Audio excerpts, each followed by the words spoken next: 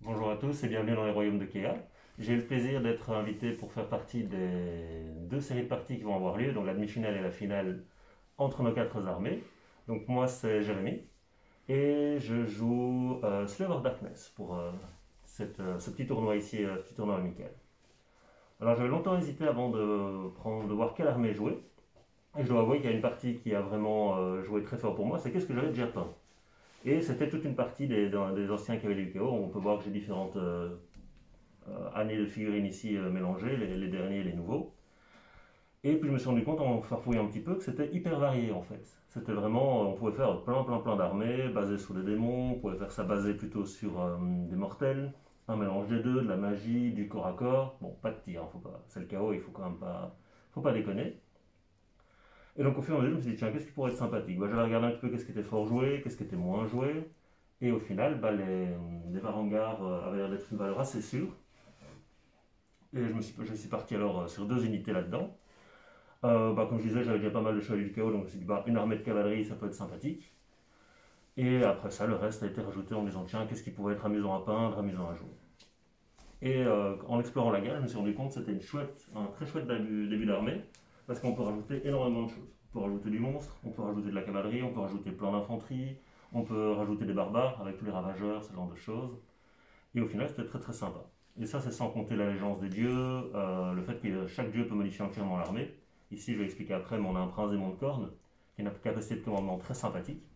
Ça peut être aussi Slanesh, Tsenj, il y a vraiment quasiment tout est jouable. Peut-être pas hyper compétitif, mais tout est agréable à jouer et pas trop désagréable pour l'adversaire. Donc ça, c'est un petit peu pourquoi j'ai plongé dans cette armée-là. Niveau peinture, j'ai envie de tester toute une série de gammes de peintures métalliques. Je crois que ça peut se voir un petit peu, ils sont un peu chatoyants, on va dire. Et elle m'a servi un peu d'armée de test en fait, tout simplement. Donc avec du plus classique, avec beaucoup de wash, des métalliques communs, mais des couleurs assez neutres.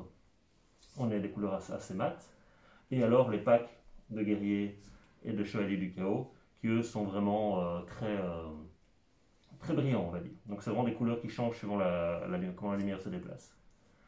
Et pour les bases, j'ai envie de quelque chose d'assez unifié, mais qui n'enlevait pas le focus de la figurine. Donc là, je suis parti sur du gris, avec un peu de neige. Mais je pense que je vais refaire une partie, soit de remettre plus de... allez, comment ça s'appelle? Des tufts, des herbes, des petits patchs d'herbes, colorés pour vraiment remettre un ou deux points de couleur dedans, sinon ça fait un petit peu terne. Et même chose pour les guerriers du chaos, assez brillant. Le sorcier ici, en proxy de Tsenj, hein, qui est en plein changement. Et le prince des monts de corne. C'est un dieu que j'aime beaucoup, j'ai envie de faire une figurine qui lui rendait un petit peu hommage. Et donc on a vraiment ce bloc d'os, de sang, de rouge ici en plein milieu de l'armée qui ancre le tout. Ça c'est un petit peu niveau hobby, niveau peinture. Et maintenant on arrive à la liste, hein. Il a fallu quand même construire quelque chose qui tenait un petit peu la route avec ce que les autres étaient occupés à faire. Et donc là je suis parti sur le dernier supplément pour le chaos, qui était la colère de l'élu. Et donc là c'est les chevaliers du trône, la colère de l'élu éternel. Voilà, merci. Et donc là, je suis parti sur les armées spécifiques pour les Varangas, qui permettent en fait que chaque bloc de Varanga est un héros. Celui-ci sera d'ailleurs mon général. Et ça donc me permet d'avoir des unités qui sont aussi des héros, et dont une qui est mon général. Donc ça m'ouvre pas mal de possibilités. À niveau trait de commandement, je lui ai pris celui qui permet de relancer les charges des unités entièrement à 12 pouces. Donc vu que j'ai une armée de cavalerie, rater une charge, c'est une catastrophe. Donc ça va bien m'aider à fiabiliser. Et en artefact, j'ai voulu tester quelque chose que je suis assez mauvais d'habitude pour le placement de mes unités, voir comment bien profiter des mouvements de consolidation. Et donc là, j'ai mis une armure qui permet en fait d'engager à 6 pouces et de consolider à 6 pouces. Donc j'ai sur des grands socles de cavalerie. En plus, ils sont tous concernés vu que l'unité entière est un héros. Ça va m'ouvrir pas mal de possibilités. Et ils sont évidemment en armes ensorcelées. Donc on a quand même des choses assez costaudes qui tapent 18 fois plus les montures. C'est du 3 3 perforant 1 et dégâts 1. Donc c'est pas mauvais du tout. En plus, ils ont une capacité spéciale qui est très agréable, c'est qu'une fois par partie, ils peuvent refrapper dans la phase de corps à corps. Une fois que toute mon armée a frappé, eux peuvent se réactiver une fois par partie. Donc c'est plutôt efficace, on va dire, ça devrait faire le boulot. En plus, toute l'armée a le mot-clé corne, à part celui de Change, on ne va pas lui mettre de mot-clé corne évidemment, ce sera un petit peu délicat. Ce qui leur permet de relancer les jets pour blesser.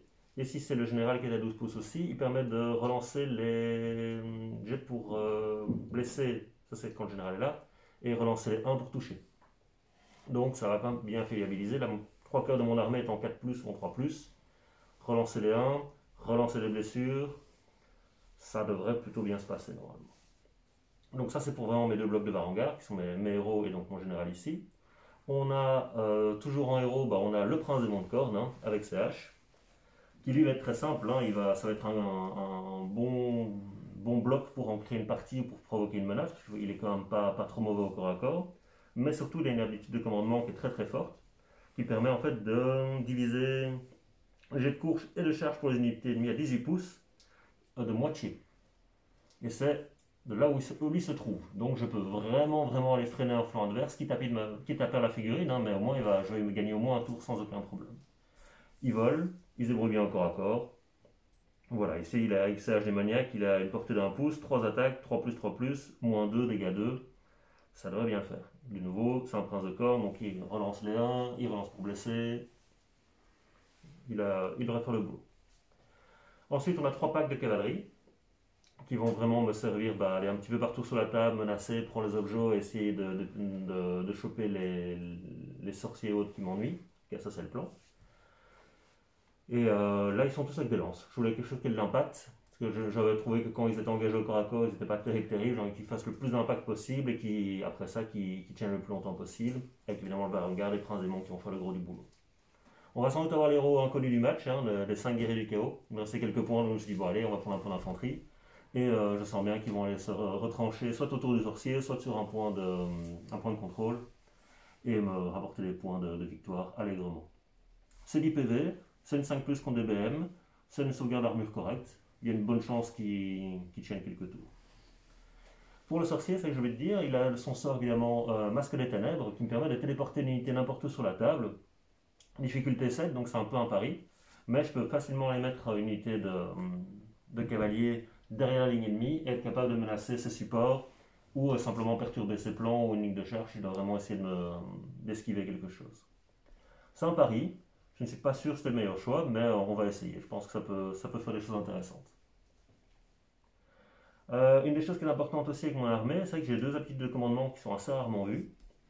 C'est que pour le contrôle d'un objectif, je peux utiliser un point de commandement pour utiliser une capacité qui va faire en sorte que je vais lancer un dé. Sur chaque 3+, l'unité que j'ai ciblée va perdre entre guillemets un membre de l'unité qui est valable pour le contrôle de l'objectif. Donc imaginons qu'ils sont 10, je fais 5 3+, ils ne comptent plus que pour 5. Vu que toutes mes unités sont sous nombre, je trouvais ça vraiment intéressant pour pouvoir compenser. Typiquement, si j'avais me ramasser un énorme pack de boys, j'arrive à en tuer 15 sur 20, je lance le sort, il compte plus du tout, c'est parfait. Ça, enfin, le sort, la capacité. Ça, c'est la théorie, on règle la pratique.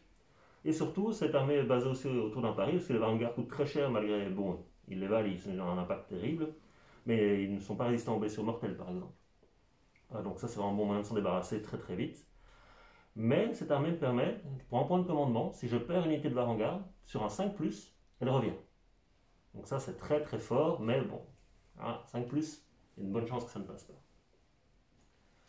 Donc voilà un petit peu pour mon armée. Niveau stratégie, ici aujourd'hui je vais affronter un joueur orc. Donc il y aura de la masse, il y aura des PV, il y aura toute une série de capacités que je ne connais pas. En plus il aura une idole, vous allez voir, elle est absolument magnifique et elle a l'air d'envoyer les lourds. Donc j'ai aucune idée comment est-ce que je vais gérer ça, je vais un petit peu m'adapter. Et le but va essayer évidemment de le bloquer le plus vite possible au milieu de la table et de pouvoir prendre les objectifs avant lui. Maintenant après, est-ce que je vais savoir les tenir ou pas, ça va dépendre un petit peu des jets de dés. Logiquement, il n'est pas très résistant, moins que moi, mais il a énormément de volume d'attaque et il a toute une série de capacités que je connais beaucoup moins que la WAG, donc ça va être assez surprenant, je pense. Donc voilà un petit peu mon armée, je pense que je n'ai rien oublié.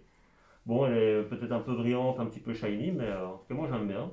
Et je vais continuer à améliorer, notamment, comme je vous ai dit, les socles, les différentes choses. Donc j'espère vous la présenter bientôt avec une nouvelle itération. Merci beaucoup, à bientôt.